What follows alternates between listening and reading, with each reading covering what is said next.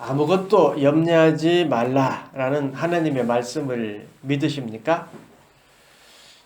새들의 백합화가 또 들어있는 들풀이 하나님의 섭리 없이, 하나님의 손길 없이 그저 자연 법칙에 따라서 피고 지고 새들이 날아다니는 걸까요? 만약에 그렇다면 예수님은 사기꾼이에요. 예수님은요, 사실을 말씀하셨고 정확한 것을 말씀하셨습니다. 마태복음 10장 29절에서 31절, 우리가 잘 아는 말씀이잖아요. 참새 2마리가 한 아사리온에 팔리지 않느냐.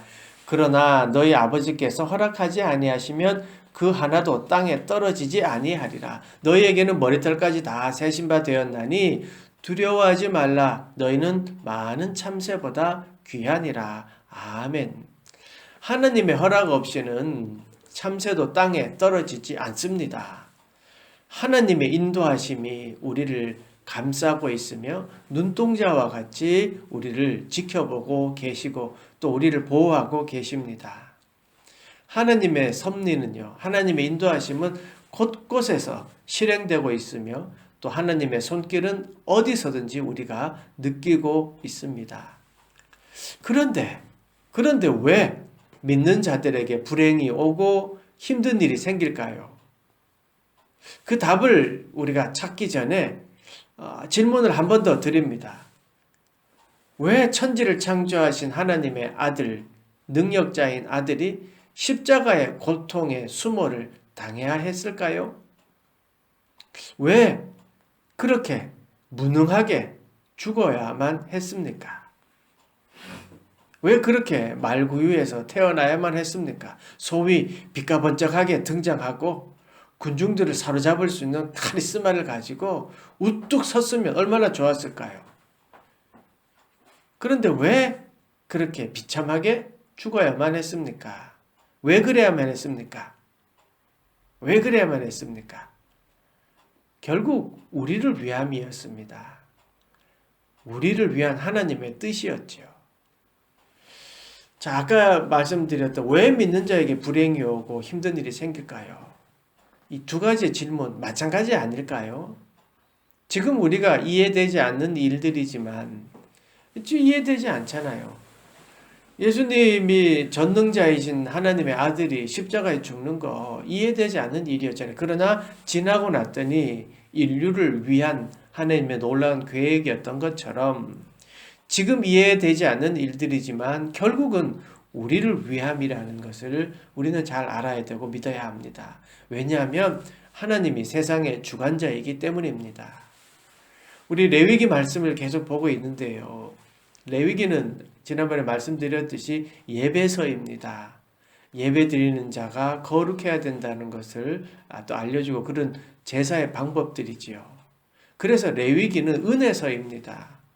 죄로 인하여 죽을 수밖에 없는 우리를 하나님이 제사법을 통하여 어린 양을 드림으로 죄를 속죄해 주시는 그 방법들이 레위이기 때문에 레위기는 은혜서입니다.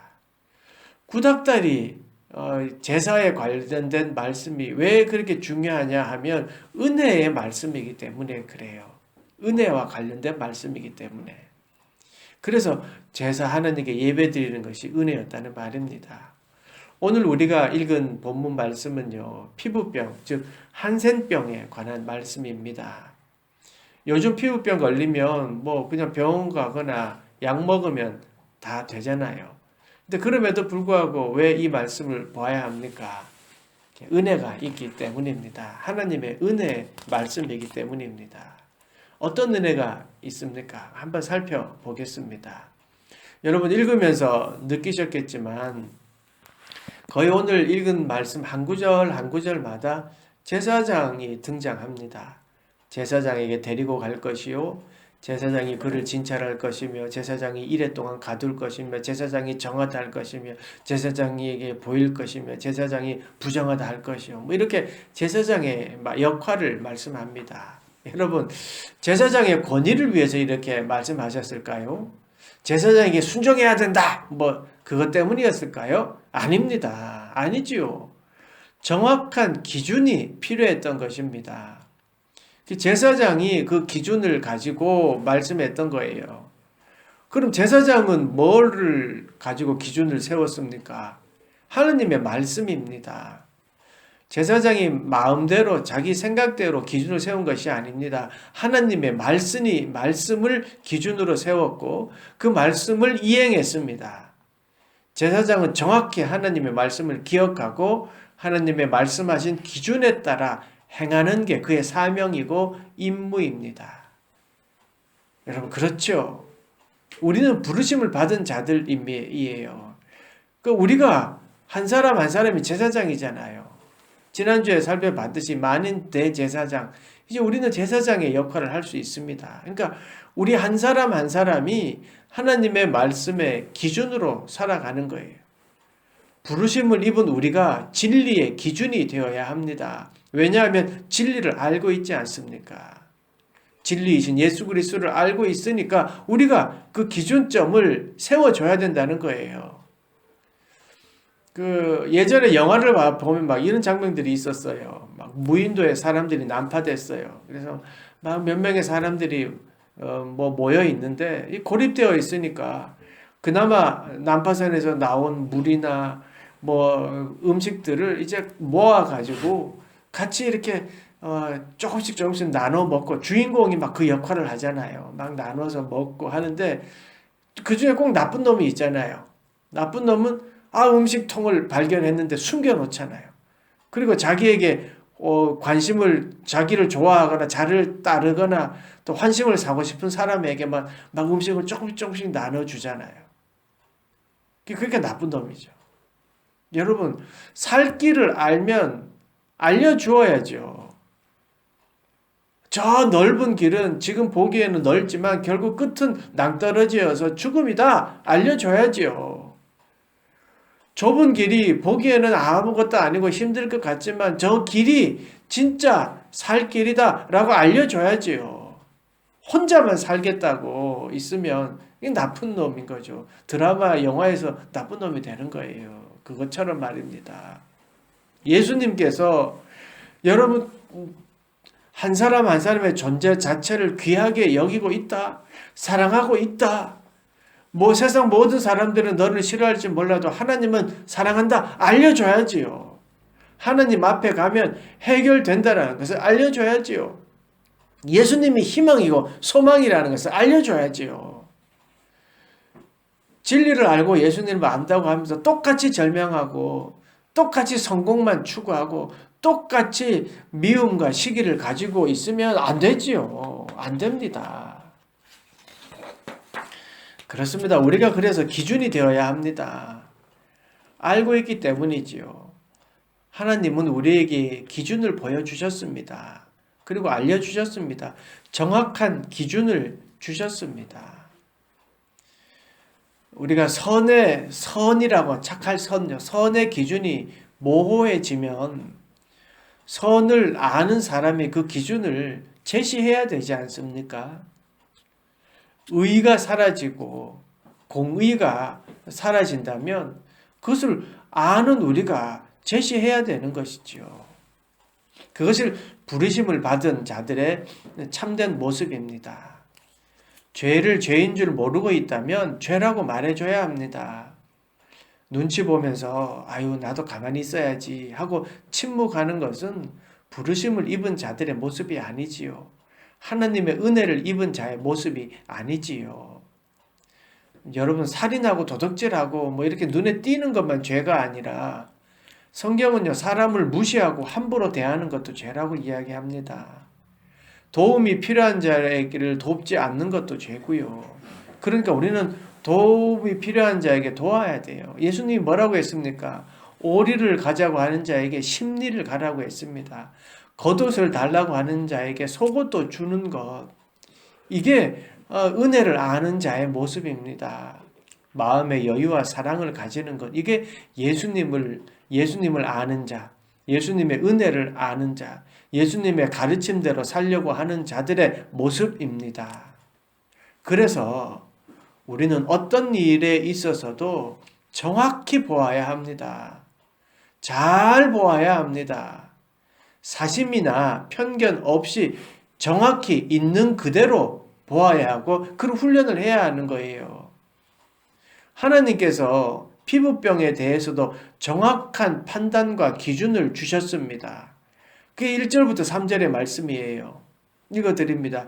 여호와께서 모세와 아론에게 말씀하여 이르시되 만일 사람이 그의 피부에 무엇이 돋거나 뾰루지가 나거나 색점이 생겨서 그의 피부에 나병 같은 것이 생기거든 그를 곧 제사장 아론에게나 그의 아들 중 한 제사장에게로 데려갈 것이요 제사장은 그 피부의 병을 진찰할지니 환부의 털이 휘어졌고 환부가 피부보다 우묵하여졌으면 이는 나병의 환부라 제사장이 그를 진찰하여 그를 부정하다 할 것이요 아멘. 만일 어떤 사람이 피부에 이상한 것이 생기면 먼저 제사장에게 진찰받으라고 합니다.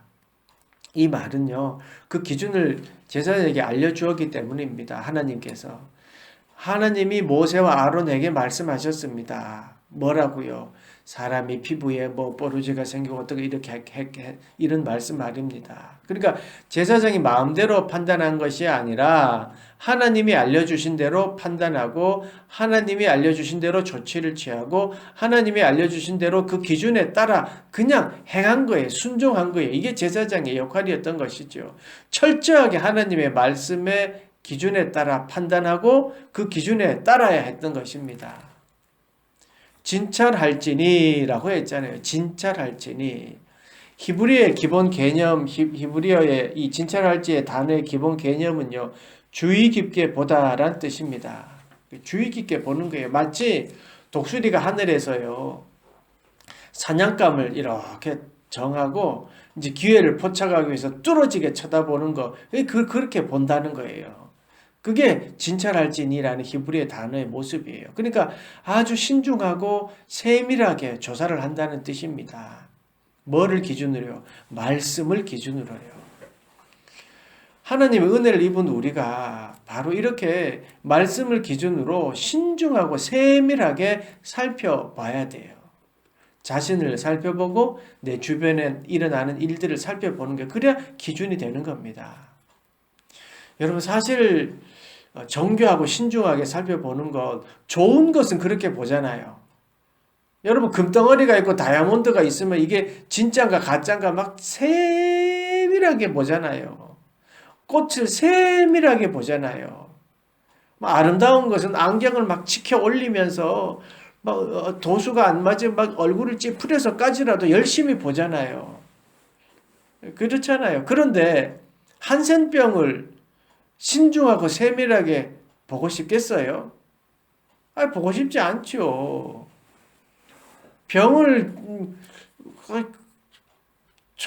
병을 치료하는 것도 아니고, 그거를 본다는 것, 그건 좀 어려운 부분이죠. 그런데 누군가는 세밀히 살피고 신중하게 진짜 해야만 했고, 그 역할을 제사장이 했습니다.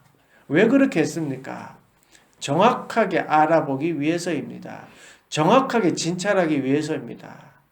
하나님의 말씀에 구분해야 하는 그 기준을 하나님이 말씀해 주셨기 때문입니다. 그 말씀의 기준에 따라 정확하게 세밀하게 면밀히 살펴보고 결정하는 것이 제사장의 역할이었습니다. 세상의 주관자인 하나님의 계획과 이끄심을 우리가 믿고 있다면 여러분 우리가 이 제사장처럼 해야 되지 않겠습니까? 내 이웃을 또 이 세상을 세밀하게 진찰해야지요. 직장에서 사업처에서 여러분 저놈 재수없어. 저 상사는 재수없어. 뭐 이렇게 할 수 있습니다. 그렇지만 신중하고 세밀하게 살펴보고 그 사람도 하나님의 귀한 영혼으로 볼 수 있어야 돼요. 면밀히 살펴봐야 되는 겁니다. 그게 은혜 받은 자, 부르심을 받은 자의 모습입니다. 오늘 설교의 제목이 뭡니까? 세상을 진찰합시다입니다. 진찰하는 거예요. 진찰하듯이 신중하고 세밀하게 내에 일어나는 일들을 살펴보는 거예요. 뭐를요? 말씀을 기준으로. 마찬가지로 세상을 우리가 그렇게 바라봐야 합니다. 우리는 사소한 것이 커 보여서요, 큰 것을 잃어버리는 경우가 많은 것 같아요. 제가 전도사 때 일이었습니다. 유초등부를 지도할 때였는데요. 감사하게도 막 매주 이렇게 새 친구들이 왔었어요. 그날 주일에도 새 친구가 몇 명 있었습니다. 예배를 이제 막 드리려고 하는데 한 친구가 모자를 쓰고 있었습니다. 부장 이제 선생님이 예배를 드리는데 누가 모자를 쓰냐고 막 하시면서 막 다그쳤습니다. 그래서 제가 아유 괜찮습니다 라고 말했지만 이제 제가 그 말에 묻혀버리고 그 아이에게 이제 묵직한 목소리로 벗어라 막 이렇게 이야기가 들어갔어요. 뭐 협박에 가까운 소리였죠. 아니 그 아이가 이제 뭐 어떻게 됐든지 이제 좀 겁에 질렸든지 모자를 벗었습니다. 근데 이게 참 모두가 놀랐어요. 아마 태어날 때부터 노란 머리카락을 가진 아이였던 것 같았습니다.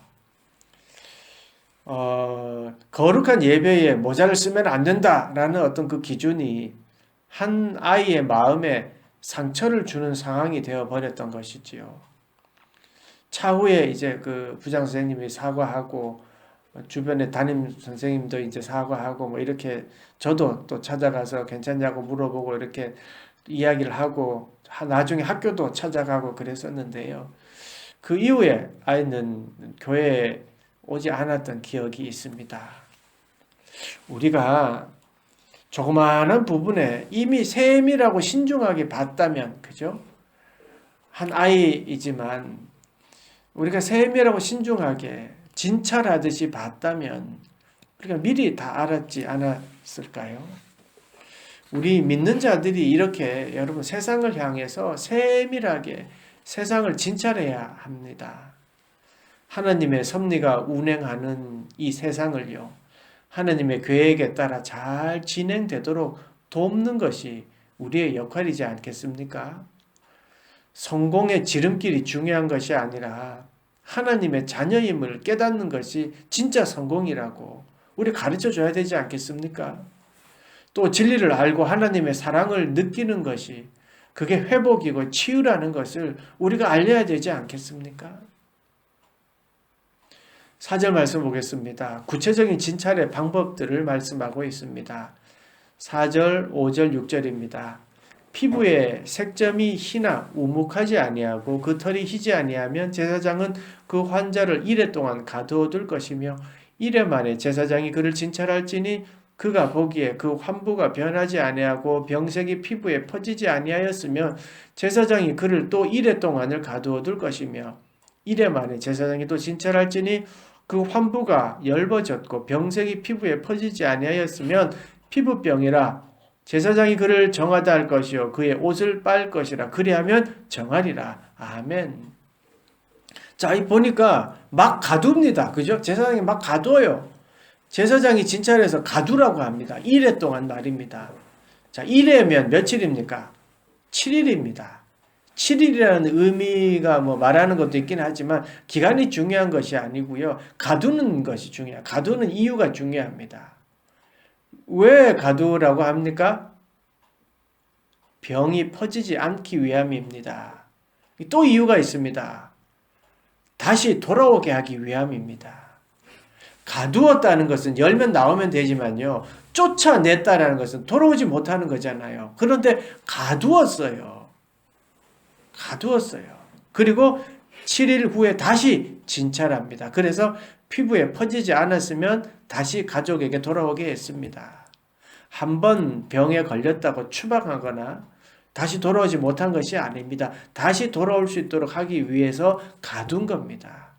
이 가둠이라는 것은요, 다시 기회를 주는 거예요. 다시 again, restart 할 수 있도록 기회를 주는 거예요.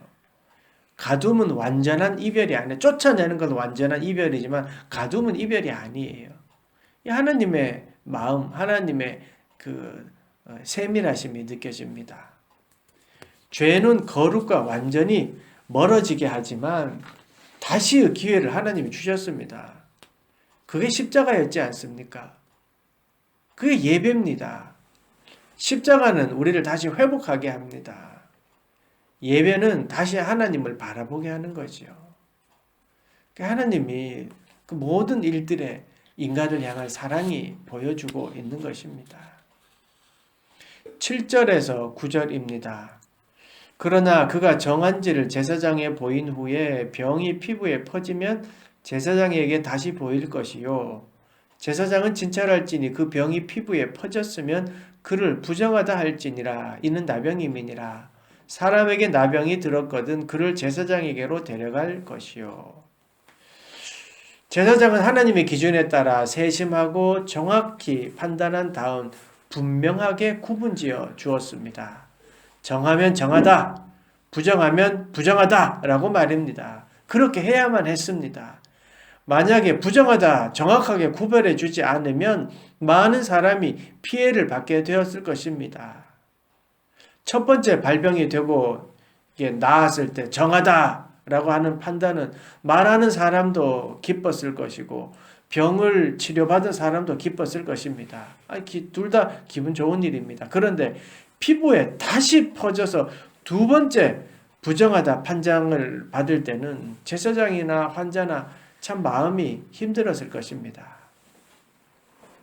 타협하는 사람도 있었겠죠. 지난번에 괜찮아졌으니까 이번에도 곧 며칠만 지나면 괜찮을 것이니까 조금만 그냥 모른 척 해주시고 한 번만 눈 감아주시고 이런 말도 있었지 않았겠습니까? 여러분이 제사장이라면 어떻게 했겠습니까? 친척이 첫 번째 아까 며칠 전에 깨끗해졌었고 또 며칠 지나면 좋아질 것 같다는 생각이 들면 그냥 모른 척 하지 않았겠어요? 근데 그렇지 않았습니다. 유도리 있게 두리뭉실하게 그렇게 하지 않았습니다. 퍼지는 피부병이면 정확하게 말씀의 기준에 따라 아니다, 즉 부정하다 라고 외쳤습니다. 그렇게 외쳐서 주변 사람에게 그 환자 본인에게 모두에게 알렸습니다. 그게 제사장의 역할이었습니다. 이스라엘 공동체가 병이 이제 퍼지지 않게 하기 위해서 부정하다라고 외쳤던 것처럼 사실 우리도요, 죄에 대해서 부정하다라고 외쳐야 됩니다. 이게 내가 살 길이고 우리 교회가 살 길이고 우리 가정이 살 길이고 우리 한국 교회가 살 길이고 이 나라가 살 길입니다.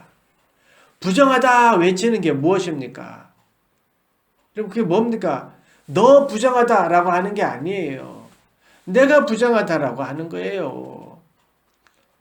내가 부정하다 하는 거예요. 부정한 부분을 가지고 너 부정해 하고 정죄하는 거 아닙니다. 내 스스로를 말씀에 비추어 살펴보는 겁니다. 이스라엘이 부정하다라고 하는 것은 이런 의미가 있습니다. 이스라엘이 여러분 어떤 민족입니까? 하나님의 선택받은 백성입니다. 하나님이 선택하시고 뭘 약속하셨습니까? 무슨 언약을 맺었습니까? 너는 내 백성이 되고 나는 너희를 보호해 줄 것이고 너희는 내 말에 순종해야 돼. 이게 언약이었습니다. 그렇게 언약을 맺었습니다. 그래서 이스라엘 백성들이 하나님을 섬기며 예배했습니다. 예배했죠. 그런데 그 하나님을 예배하겠다고 했으면서 안 한 거예요.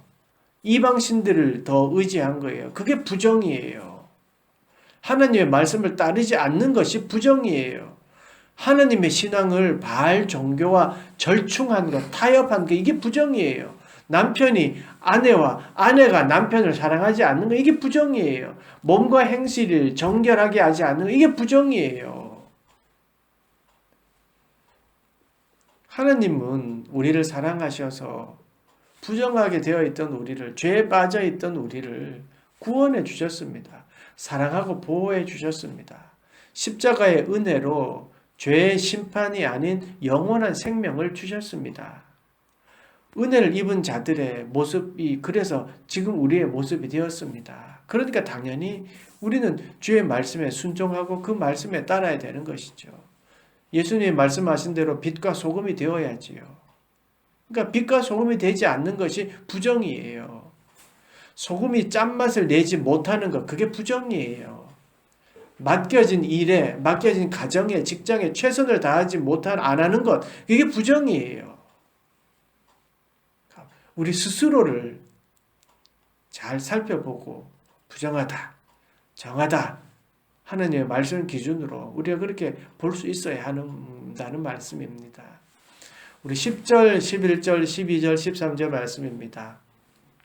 제사장은 진찰할지니 피부에 흰 점이 돋고 털이 휘어지고 거기 생살이 생겼으면 이는 그의 피부에 오랜 나병이라 제사장이 부정하다 할 것이요 그가 이미 부정하였은즉 가두어 두지는 않을 것이며 제사장이 보기에 나병이 그 피부에 크게 발생하였으며 그 환자의 머리부터 발끝까지 퍼졌으면 그가 진찰할 것이요 나병이 과연 그의 전신에 퍼졌으면 그 환자를 정하다 할지니 다 휘어진 자인즉 정하거니와.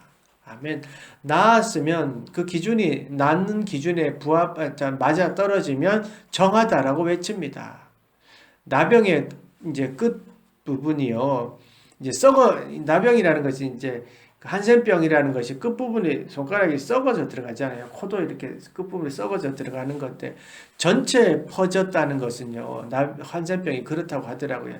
독이 이제 전체에 퍼서 이제 빠져나가는 경우라고 합니다. 그래서 빠져나가면서 이제 하얀 딱지들이 생기면 이게 이제 낫는 거예요. 그래서 이제 성경에서 정하다라고 외친 겁니다. 아까 부정하다 외친 것은 본인과 주변 사람들에게 퍼지지 않기 위해서라면 정하다라는 외침은요. 본인과 주변 사람들에게 이제 갈 수 있다, 회복되었다라는 것을 알리는 기쁜 소식이었던 것입니다. 그래서 널리 알리는 것이 좋은 것이에요. 정하다. 이 외침은 바로 회복이었고 참 기쁨이었습니다.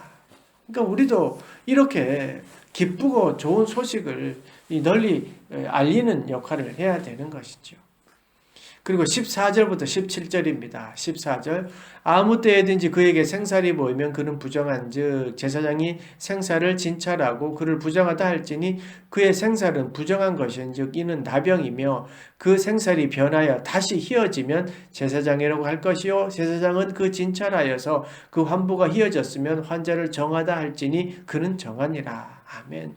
퍼져나가는 그 피부병에 대한 레위기의 말씀을 우리가 살펴보았습니다. 제사장은 정확한 기준을 가지고 사심이나 선입견 없이 말씀의 기준으로 부정하다, 정하다 외쳤습니다. 그 외침은 공동체를 살리고 개인을 살리는 외침이었습니다. 부정하다라는 외침은 한 개인을 가두는 역할을 할 수도 있었지만 결국은 돌아오기 위한 가둠이었습니다. 왜냐하면 다시 진찰하여서 보고 관심을 가졌기 때문입니다. 세상을 진찰하십시오.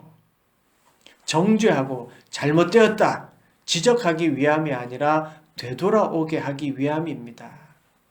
하나님의 말씀의 뜻대로 회복되기 위하여 세상을 진찰하십시오. 사랑하는 여러분, 우리가 세상을 바라보는 시각이 진찰하듯 그렇게 해야 되지 않겠습니까? 진지하고 세심하게 하나님의 말씀으로 기준으로 보아야 하지 않겠습니까? 개인적인 감정에 휘둘리거나 개인적인 취향에 따라 또 분위기에 따라 세상을 살아가는 것이 아니라 진리이신 하나님의 말씀이 기준이 되어야만 합니다. 또 여러분이 그렇게 되기를 기도합니다. 정확한 하나님의 말씀이 기준이 되어서 부정한 것은 부정하다, 정한 것은 정하다 외치는 것이 내가 살 길이고 교회가 살 길이고 나라가 살 길입니다. 타인을 부정하다, 정죄하려고 하지 마시고 내가 부정한 것이 없는지 보고 부정하다 외치고 회개하는 것이 은혜를 아는 자의 모습입니다. 주님의 은혜로 정함을 받아 기쁨과 즐거움이 가득한 그런 삶을 살아가는 여러분이 되시기를 간절히 축복합니다. 아멘. 기도하겠습니다. 하나님, 주님께서 우리에게 은혜를 허락하셨고 또 세상을 진찰하듯 우리가 세밀하게 하나님의 말씀의 기준을 가지고 살아가기를 원합니다. 그 하나님의 말씀의 기준을 나에게 먼저 적용할 수 있도록 도와주시옵소서.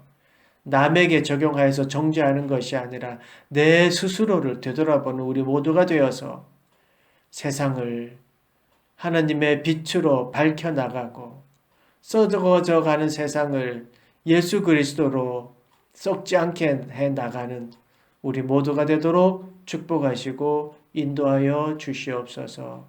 예수님의 이름으로 기도드리옵나이다. 아멘.